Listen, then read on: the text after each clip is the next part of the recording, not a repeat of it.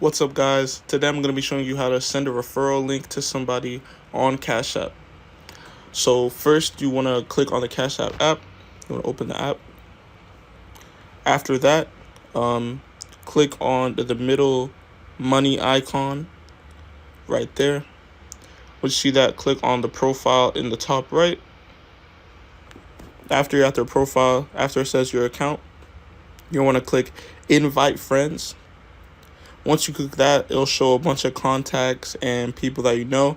Now, if they don't have the Get 5 symbol next to their name, that means they already have Cash App and you can't invite them. But if they don't, like the person right here, then you want to click on it. Click on the Get 5. Send it to them. And you've officially invited them. And after you invite them, if they do sign up after it, you will be able to get a bonus for it.